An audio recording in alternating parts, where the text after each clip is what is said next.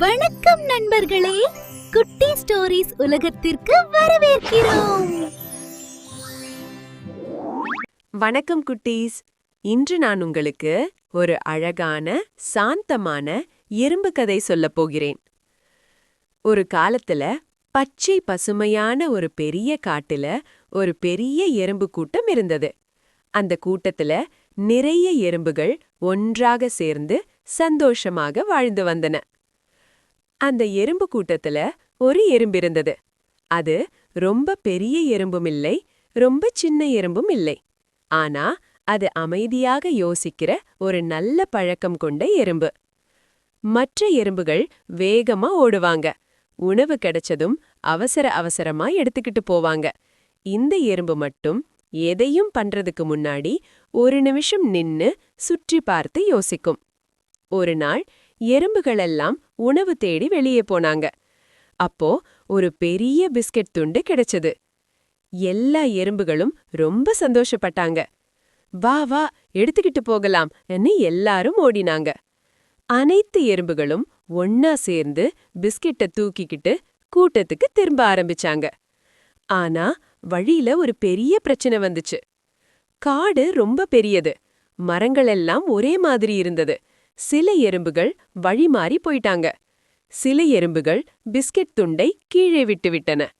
சில நேரத்துக்கு அப்புறம் பிஸ்கெட் பாதிதான் கூட்டத்துக்கு வந்துச்சு.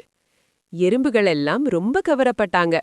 அப்போ அந்த அமைதியான எறும்பு மெதுவா முன்னாடி வந்தது. அது சொன்னது, நம்ம வேகமா போறோம், ஆனா வழி ஞாபகமில்லை. அடுத்த தடவை வழி மறக்காம இருக்க ஒரு அடையாளம் போடலாம். மற்ற எறும்புகள் கேட்டாங்க, எப்படி? அந்த எறும்பு சுற்றி பார்த்தது. தரையில கிடந்த சின்ன சின்ன இலைகளை எடுத்தது. அதை ஒரு இடத்துல ஒரே மாதிரி வைத்து கொஞ்ச தூரம் போய் மீண்டும் அதே மாதிரி வைத்து, அது ஒரு அடையாள வழி மாதிரி இருந்தது.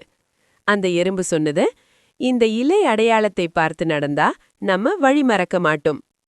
அடுத்த நாள் மீண்டும் எறும்புகள் உணவு தேடி போனாங்க.